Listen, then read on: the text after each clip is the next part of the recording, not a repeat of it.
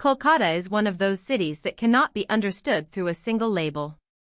It is a river city, a former imperial capital, a commercial gateway, a refugee city, a literary city, and a place where politics, art, faith, and everyday conversation all seem to overlap.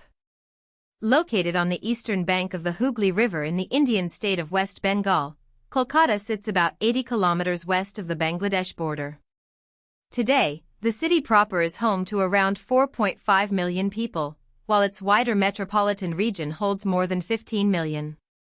But Kolkata's importance has never been only about population. For centuries, it has stood at the meeting point of Bengal's cultural depth, India's colonial history, and the modern country's political imagination. Before Kolkata became Kolkata, and before it was known globally as Calcutta, the area consisted of settlements tied to the wider world of Bengal.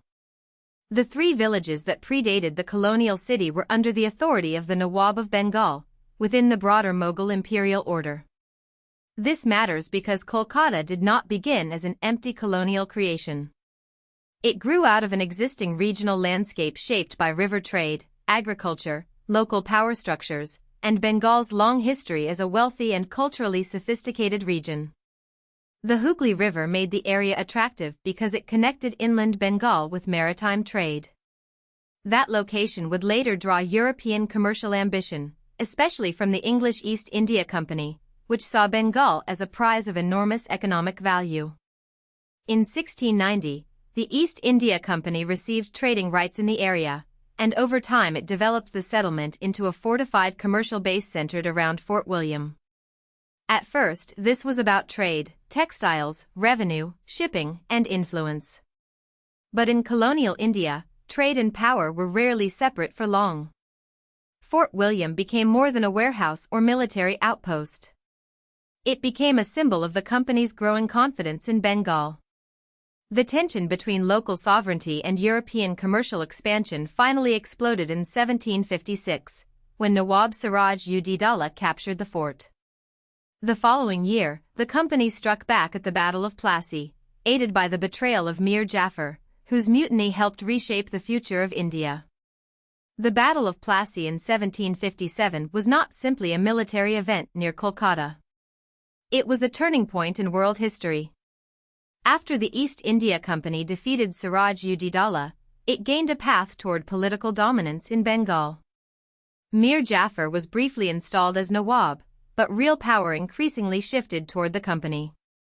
Calcutta became the nerve center of this new order. From here, commercial extraction, administration, and military authority became intertwined. Bengal's wealth helped finance company expansion across India. The city's growth was therefore tied to both opportunity and exploitation. Kolkata became grand, powerful, and globally connected, but its rise was inseparable from the colonial system that transformed trade into rule. Under company rule and later British Crown rule, Calcutta became the de facto capital of India until 1911. At its height, it was the second largest city in the British Empire after London.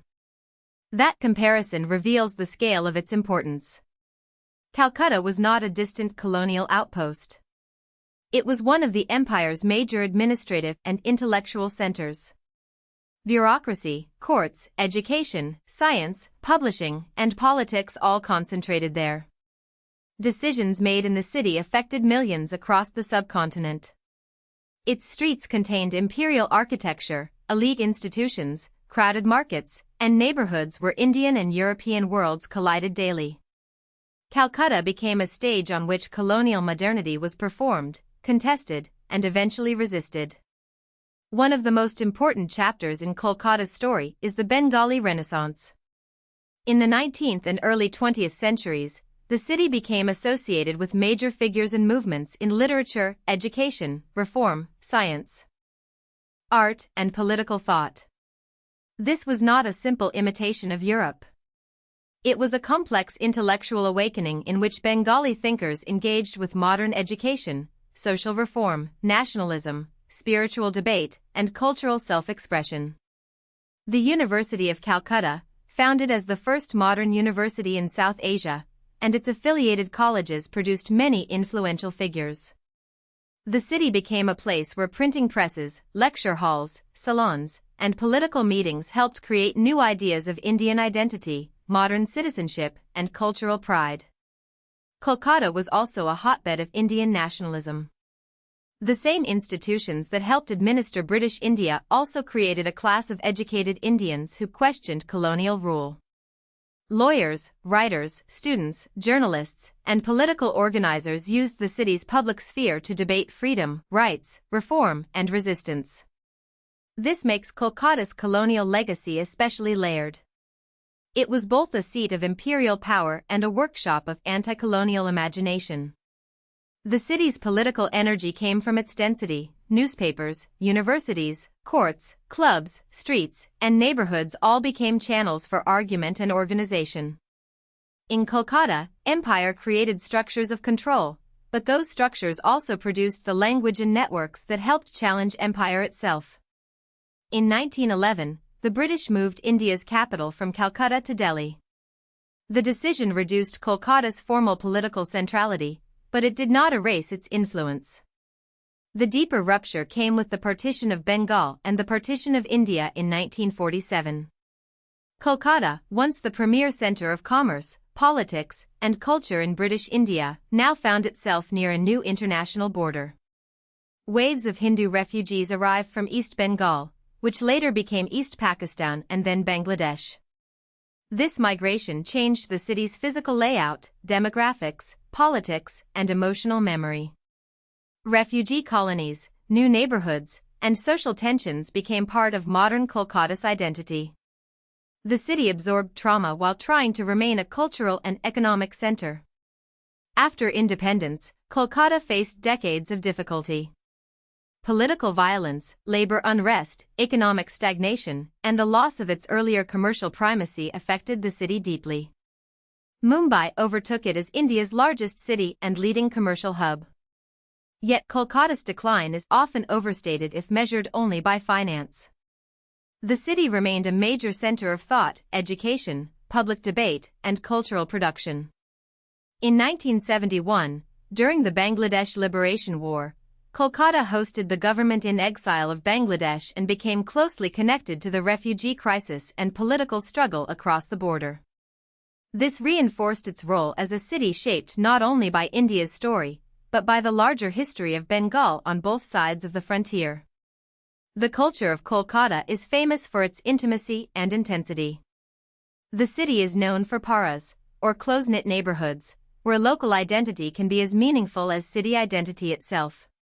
It is also known for Adda, the art of freestyle conversation that can move from politics to poetry, football, cinema, economics, and philosophy in a single sitting. These habits are not decorative stereotypes. They show how public life in Kolkata often depends on discussion, argument, and shared cultural memory.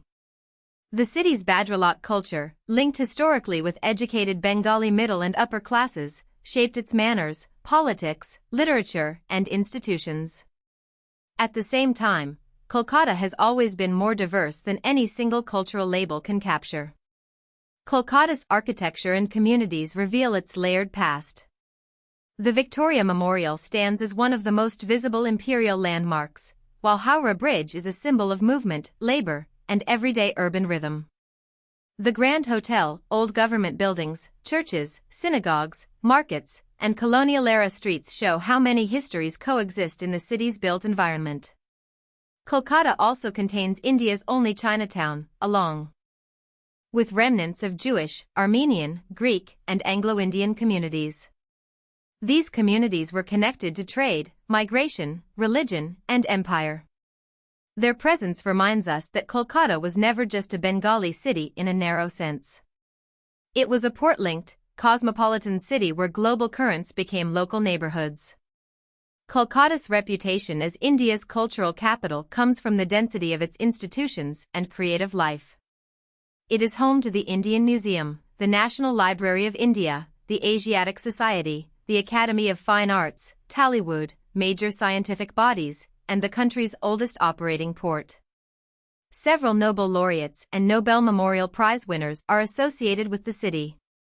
Kolkata is also unusual in India for its deep love of association football alongside cricket, and it is globally known for Durga Puja, a festival recognized by UNESCO for its cultural importance.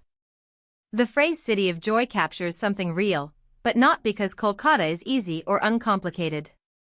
Its joy comes from endurance, creativity, memory, argument, and the ability to turn history into living culture.